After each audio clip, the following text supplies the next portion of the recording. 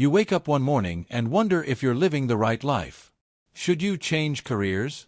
Move somewhere new? Start over completely? Some people call it a midlife crisis. But the real answer is far stranger.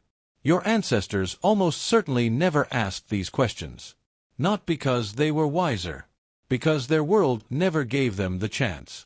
For almost all of human history, life was brutally simple. Find food. Stay alive.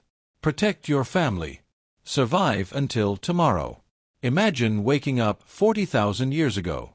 There are no careers to rethink. No social media reminding you that everyone else seems happier. No endless choices. No list of 20 different versions of the life you could have lived. The day begins with uncertainty. Is there food nearby? Will the weather change? Is another tribe close? Will someone get injured today? Your brain has no room for existential questions. Survival consumes almost every waking thought. Anthropologists studying modern hunter-gatherer societies have noticed something fascinating. Groups like the Hadza of Tanzania or the San people of southern Africa spend surprisingly little time worrying about personal identity in the modern sense. They certainly experience sadness. They experience grief. They experience conflict. But they rarely obsess over whether they're fulfilling their true purpose. Why? Because purpose is usually obvious. Everyone knows their role. Children learn from adults. Adults hunt, gather, care for the young, share knowledge, and support the group. Life is demanding. But it is rarely ambiguous.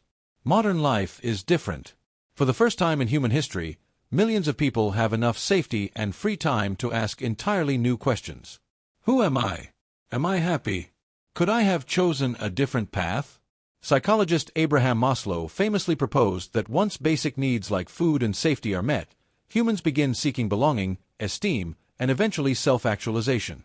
That final stage is extraordinary. It means survival is no longer the main challenge. Meaning becomes the challenge. Your ancestors rarely reached that point because survival itself required constant attention.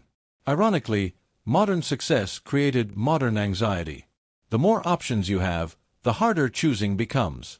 Behavioral psychologist Barry Schwartz called this the paradox of choice. When choices multiply, satisfaction often decreases.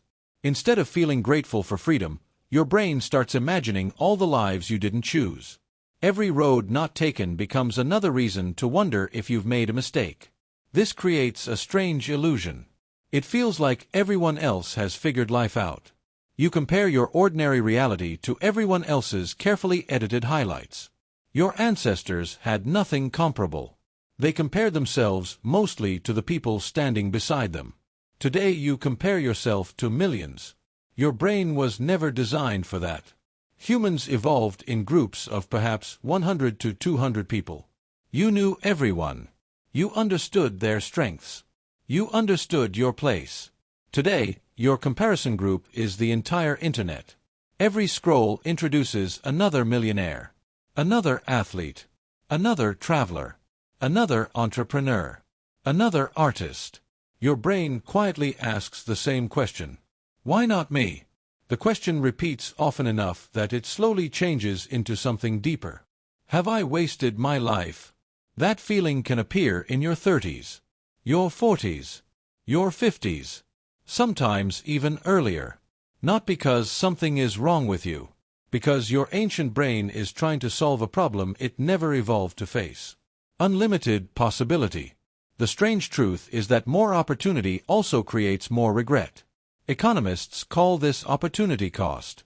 Choosing one path means abandoning countless others. Hunter-gatherers also made choices. But the number of possible futures was much smaller.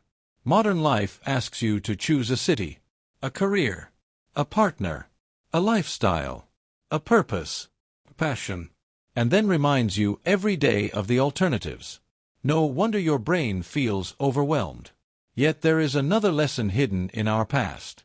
Anthropologists consistently find that strong social bonds predict happiness far better than wealth or status.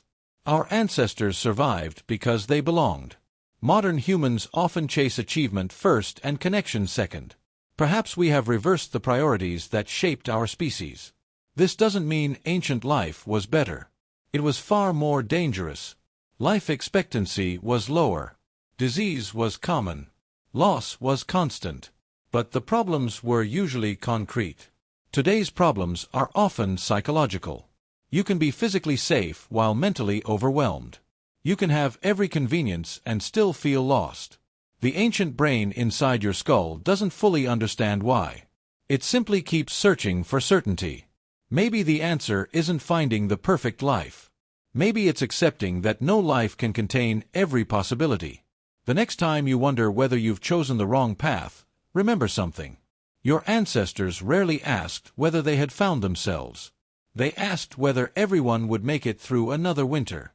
Your questions changed because your world changed. And perhaps that isn't evidence that modern humans are failing. Perhaps it's evidence that, for the first time in history, enough of us survived long enough to ask what survival was actually for.